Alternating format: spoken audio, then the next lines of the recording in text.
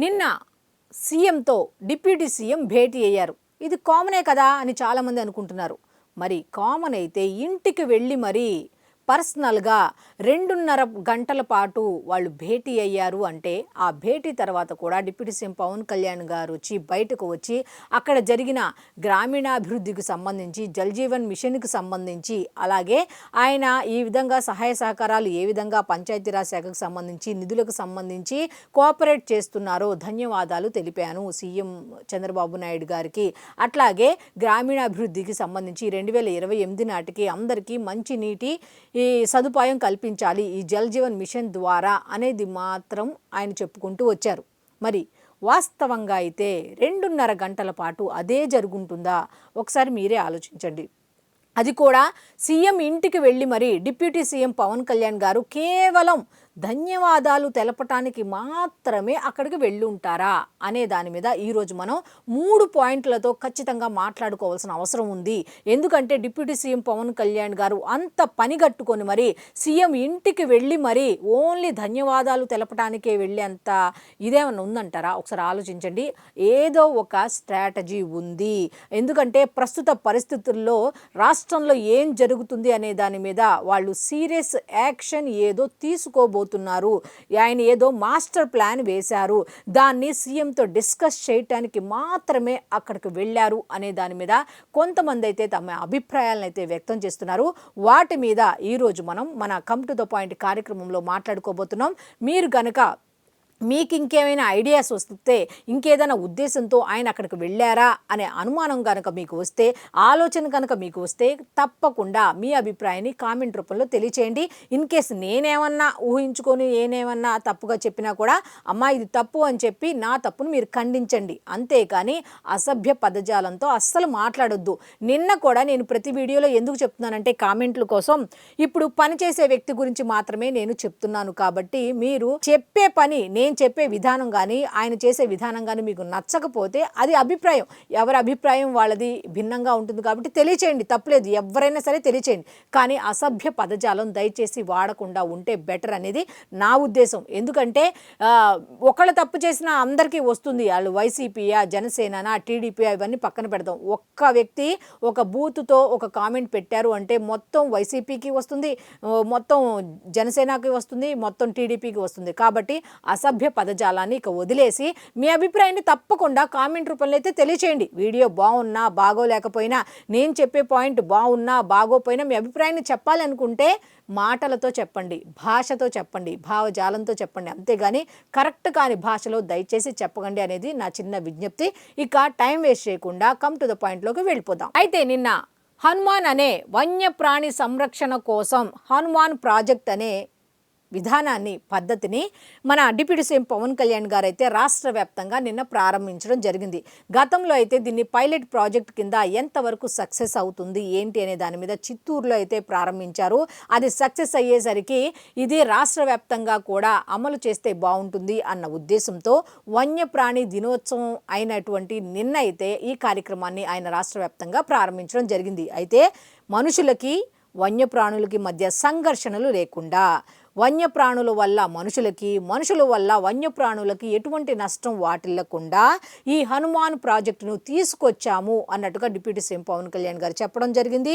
ఈ యానిమల్స్ని, ఈ వన్యప్రాణులను రక్షించడానికి ఒక 100 వాహనాలను కూడా ఈ అంబులెన్స్ తరహాలో ఏర్పాటు చేయడం జరిగింది. ఒకవేళ జంతువుల వల్ల మనుషులకు ఇబ్బంది కలిగినా, ఈ మనుషుల వల్ల జంతువులకు ఇబ్బంది కలిగినా కూడా మరి ఇటువంటి సిచ్యువేషన్లో అక్కడ హనుమాన్ ప్రాజెక్టును తీసుకొచ్చిన ఆయన మరి ఇప్పుడు ప్రజెంట్ రాష్ట్రంలో జరుగుతున్న మనుషులకు మధ్య జరుగుతున్న గొడవల్ని అంత ఈజీగా వదిలేస్తారా?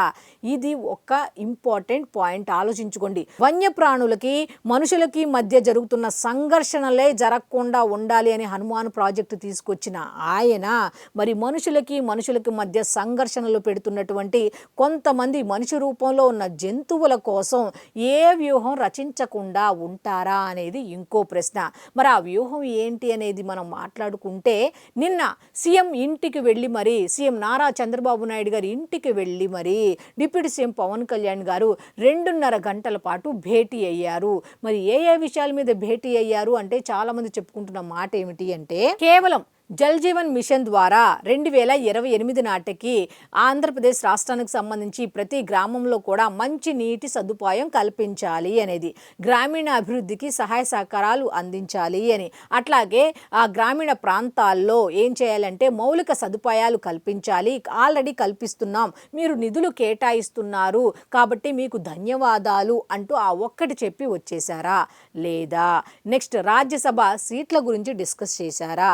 లేకపోతే నామినేటెడ్ పోస్టుల గురించి డిస్కస్ చేశారా అనేది ఈ 3 పాయింట్ల మీదే ఎంతసేపు మాట్లాడుకుంటున్నారు. కానీ కేవలం ధన్యవాదాలు తెలపటానికి డిప్యూటీ సీఎం పవన్ కళ్యాణ్ గారు మూడవ వ్యక్తి లేకుండా, తమ నీడను సైతం నమ్మకుండా సీఎం ఇంటికి వెళ్ళి మరీ 2.5 గంటల పాటు భేటీ అయ్యారు అంటే ఆంతర్యం లేకుండా ఉంటుందా? మీరే చెప్పండి ఖచ్చితంగా. అయితే ఏ విషయాల మీద డిస్కస్ చేసి ఉండొచ్చు అనే దాని మీద కూడా ఇంకొంతమంది తమ అభిప్రాయాలు అయితే వ్యక్తం చేస్తున్నారు. అవేంటి అంటే, కొడాలి నాని గారు బయటకు వచ్చి ఇన్ని రోజులు లేనిది ఇప్పుడు బయటకు వచ్చి సడన్గా ఏం చేస్తారు? అరెస్ట్ చేస్తారా? ఎన్ని రోజులు ఉంచుతారు? 100 రోజులు ఉంచుతారా? ఆ పైన ఉంచుతారా? చెప్పండి అన్నట్టుగా అరెస్టుల గురించి మాట్లాడుతూ ప్లీజ్ మమ్మల్ని అరెస్ట్ చేయండి అంటూ ఆయన అడిగే విధానం, అలాగే రెడ్ బుక్ గురించి మాట్లాడుతూ జగన్మోహన్ రెడ్డి గారికి ఎదురు నువ్వు వెళ్ళినా, నువ్వు జగన్మోహన్ రెడ్డి గారికి ఎదురు వెళ్ళినా నష్టం నీకే నారా లోకేష్ అంటూ ఆయన మాట్లాడడం, ఇవన్నీ చూస్తుంటే రాష్ట్రంలో ఏదో అలజడి సృష్టించబోతున్నారా అనే అనుమానాలైతే వ్యక్తమవుతున్న ఈ సందర్భంలో 2.5 గంటల భేటీలో ఇదే అంశం చర్చకు వచ్చి ఉంటుంది. ఖచ్చితంగా రాష్ట్రంలో ఏదో ప్లాన్ చేశారు, దాన్ని ఎలా ఎదుర్కోవాలి అనే అంశం మీద డిస్కస్ చేసి ఉంటారు అనేది కూడా ఒక రకమైన వాదన. ఇక ఇంకో విషయం ఏంటంటే, మొన్న కిరణ్ రాయల్, నిన్న అరవ శ్రీధర్, నేడు బిఆర్ నాయుడు, రేపు ఎవరు అనే దాని మీద క్వశ్చన్ మార్క్ పెట్టుకొని ఆలోచిస్తే, ఇలా మీరు కిరణ్ రాయల్ విషయం, అరవ శ్రీధర్ విషయం, బిఆర్ నాయుడు విషయం ఇలాగే వదిలేస్తే రేపు ఇంకొక విషయం తీసుకొస్తారు, ఖచ్చితంగా తీసుకొని వచ్చే తీరతారు.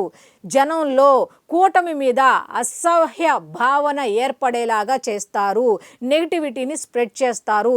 వాళ్ళు స్ప్రెడ్ చేయటంతో పాటు కూటమి మీద ఎటువంటి అంటే రాజకీయాలకు పనికిరారు కూటమి నేతలు అనే విషయాన్ని జనంలోకి ఖచ్చితంగా తీసుకువెళ్తారు.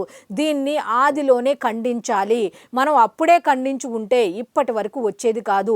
నెక్స్ట్ ఏం చేద్దాం, ఈ వ్యక్తిగత విషయాలకు సంబంధించి వాళ్ళు ఆ విధంగా ఒక్కొక్క విషయం ఈ విధంగా తీసుకొస్తున్నారు కాబట్టి పరిపాలనా విధానంలో మనం చేసే విధానంలో వాళ్ళు తప్పులు చూపించడానికి ఏమీ దొరకట్లేదు కాబట్టి ఇదొక దాన్ని అస్త్రంగా వాడుతున్నారు. కాబట్టి దీన్ని ఏ విధంగా చేద్దాం, మన నాయకులను, ఈ కూటమికి సంబంధించిన నాయకులను ఏ విధంగా అలర్ట్ చేయాలి ఇలాంటి విషయాల్లో అనే దాని మీద కూడా డిస్కస్ చేసి ఉంటారు అనేది కూడా తెలుస్తోంది. అయితే ఇకపోతే భూమన కరుణాకర్ రెడ్డి గారి గురించి మనం మాట్లాడితే ఆయన చెప్పే మాటలు ఏమిటి అంటే, ఎంతసేపు target B R Naidu, target Pawan Kalyan, target Chandrababu Naidu అన్నట్టుగా ప్రతి వీడియో కూడా ఎవరికి సంబంధించిన వీడియో అన్నీ కూడా మొత్తం భూమన కరుణాకర్ రెడ్డి దాకా ఎందుకు వెళ్తుంది, వాళ్ళ విషయాలన్నీ కూడా టీటీడీ చుట్టే ఎందుకు తిరుగుతున్నాయి అంటే, మత కల్లోలాలకు సంబంధించి, ఈ టీటీడీ ఆలయాలకు సంబంధించి, అలాగే అన్ని దేవాలయాలకు సంబంధించి ఏదో కుట్ర ఏదో జరుగుతుంది, హిందువుల మీద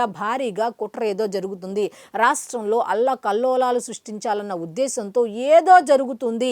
ఈ భూమన కరుణాకర్ రెడ్డి దగ్గరకే ఎందుకు వెళ్తున్నా ఈ ప్రతి వీడియో కూడా, ప్రతి పిక్కు కూడా, ప్రతి ఫోటో కూడా, ప్రతి వ్యక్తిగత విషయాలు కూడా ఇతని దగ్గరికే ఎందుకు వెళ్తున్నాయి అనే దాని మీద ఫోకస్ చేస్తే అక్కడ ఏదో జరుగుతోంది. తిరుమలలో ఈ దేవాలయానికి సంబంధించి, టీటీడీకి సంబంధించి చిన్న చిన్న ఆలయాల మీద ఎంత ఫోకస్ చేసినా వాళ్ళు ఫేమస్ అవ్వరు కాబట్టి ఈ టీటీడీ మీద ఎందుకు టార్గెట్ చేశారు, దీన్ని ఎలా ఎదుర్కోవాలి అనే దాని మీద కూడా డిస్కషన్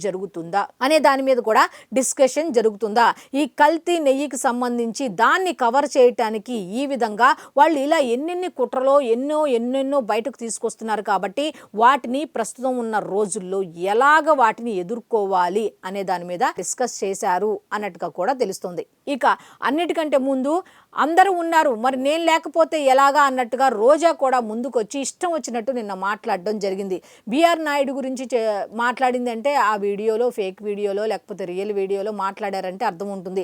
దాంట్లో చంద్రబాబు నాయుడు గారిని, పవన్ కళ్యాణ్ గారిని ఇన్వాల్వ్ చేయటంలో వాళ్ళ ఆంతర్యం ఏమిటి, టార్గెట్ కూటమి అని స్పష్టంగా తెలుస్తుంది. కాబట్టి ఏ విధంగా వాళ్ళని ఎదుర్కోవాలి, మన నేతలు ఎలా ఎదుర్కోవాలి, మనం వాటిని ఎలా ఎదుర్కొని ముందుకు సాగాలి, సంక్షేమం అభివృద్ధి వైపు వెళ్తున్నాం, వాటిని ఎలా ఎదుర్కోవాలి, జనానికి మంచి చేయటం కన్నా జనం ఏ విధంగా చెడు ఆలోచిస్తారు అనే దాని మీద ఇప్పుడు మనం ఫోకస్ చేయాల్సిన అవసరం ఉంది. కేవలం ఇప్పుడు దాకా మనం పరిపాలన అంటూ మనం పై స్థాయిలో ఆలోచిస్తున్నాం, కానీ కింది లెవెల్లో వాళ్ళు కూటమి మీద నెగిటివిటీ ప్రచారం చేస్తున్నారు. దాన్ని ఎదుర్కోవటం ఎలా అనే దాని మీద డిప్యూటీ సీఎం పవన్ కళ్యాణ్ గారు మూడో వ్యక్తి లేకుండా 2.5 గంటల పాటు చంద్రబాబు నాయుడు గారితో భేటీలో ఖచ్చితంగా డిస్కస్ చేసి ఉంటారు అనేది చాలా మంది చెప్తున్న మాట. అయితే చాలా మంది చెప్తున్న మాట ఏమిటి అంటే ఇది రొటీన్ మీటింగ్ కాదు, ఏదో స్ట్రాటజీతో కూడిన మీటింగ్ అని చాలా మంది చెప్పుకుంటున్న మాట.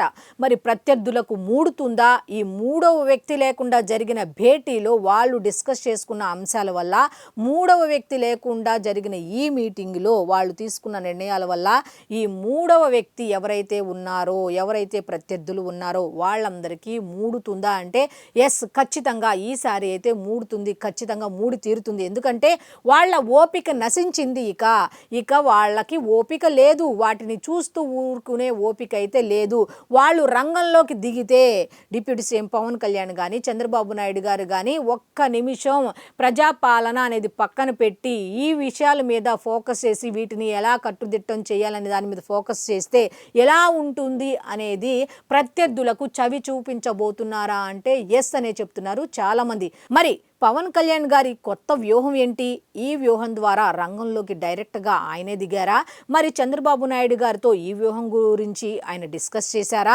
ఆ వ్యూహం వల్ల ప్రత్యర్థుల గుండెల్లో రైళ్లు పరిగెడతాయా అనేది మనకు కూడా తెలియాలంటే మనం కూడా వెయిట్ అండ్ సీ అనమాట. ఎందుకంటే ఏం జరుగుతుంది అనేది ఎవరికీ తెలియదు, కానీ వాళ్ళు ఏం చేయాలి అనుకున్నారో, ఏ విధంగా ప్రత్యర్థులు సైలెంట్గా చేసుకుంటూ వెళ్తున్నారో ఆ సైలెంట్కి వీళ్ళు వయలెన్స్ చేర్చకుండా వీళ్ళు అదే సైలెంట్గా వాళ్ళు ఏం చెయ్యాలో చేస్తారా అనేది తెలుసుకోవాల్సిన అవసరం ఉంది. కాబట్టి ఈరోజు కమ్ టు ద పాయింట్ కార్యక్రమంలో ఈ పాయింట్ మీ ముందుకైతే ఉంచా.